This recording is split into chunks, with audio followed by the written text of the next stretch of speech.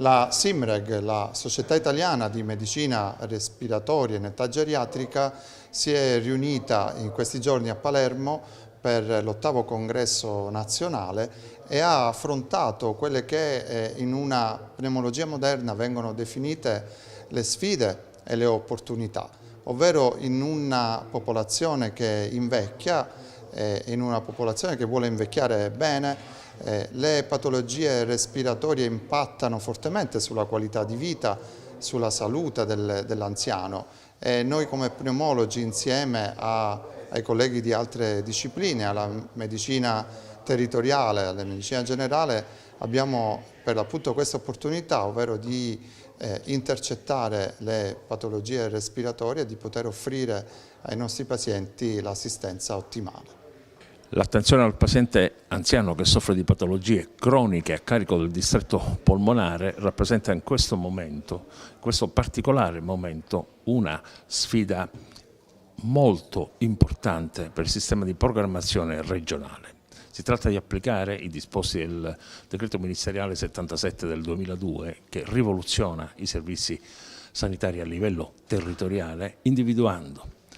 negli ospedali di comunità e nelle case di comunità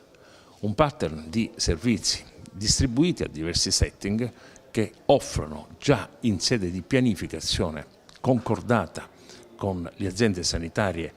territoriali e ospedaliere del nostro sistema sanitario regionale la migliore offerta per le patologie cronico-degenerative, dove in base ai dati epidemiologici proprio le sofferenze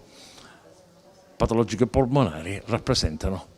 una voce di grande impatto sia a livello sanitario che a livello sociale. Ho fatto vedere come i dati scientifici, i dati di sorveglianza depongono per un incremento e un aumento delle polmoniti proprio nelle persone anziane e nei soggetti più fragili, negli over 65 e nei soggetti più fragili. E ho fatto anche vedere come le armi della prevenzione siano quelle della conoscenza, la conoscenza epidemiologica sul territorio. Abbiamo riportato i dati di un report fatto tra il 2010 e il 2019 su tutte le polmoniti e su tutti i ricoveri per polmoniti avvenuti in Italia, che sono più di 2,5 milioni, sono circa 2,5 milioni,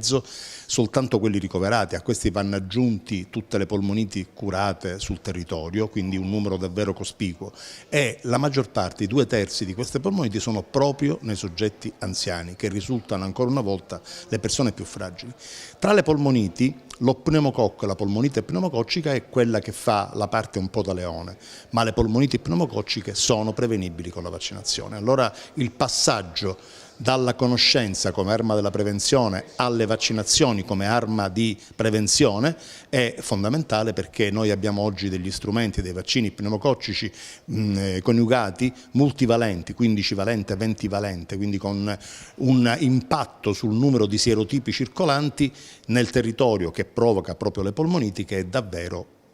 un impatto fortissimo. Allora dobbiamo adoperarli, perché i dati, purtroppo ancora una volta, i dati scientifici, i dati di sorveglianza ci dicono che, pur essendo la vaccinazione antipneumococcica inserita nel calendario vaccinale, raccomandata fortemente dalle istituzioni sanitarie, purtroppo non viene eseguita, non viene proposta agli anziani, e in questo il richiamo forte alla medicina generale e alla medicina specialistica, in particolare alla pneumologia, affinché possa cambiare questo trend nei prossimi anni. Nel corso del congresso abbiamo parlato anche di tubercolosi nell'anziano. La tubercolosi purtroppo continua ad essere presente anche in Italia e anche nel paziente anziano, pazienti in cui tante volte a cui non si pensa che possa avere la tubercolosi. Eppure le persone anziane sono quelle che magari proprio quando erano più giovani, anzi da ragazzi tanti anni fa, hanno contratto l'infezione col micobatterio della tubercolosi. Come sappiamo poi la tubercolosi può rimanere latente per tantissimi anni, e quando si diventa anziani, soprattutto se si prendono farmaci immunosoppressivi, cortisonici, farmaci biologici, la tubercolosi può svegliarsi, e tante volte non ci si pensa a questo, e quindi di fronte a una polmonite dell'anziano, soprattutto se questa polmonite non guarisce con un normale trattamento antibiotico, bisogna pensare alla tubercolosi.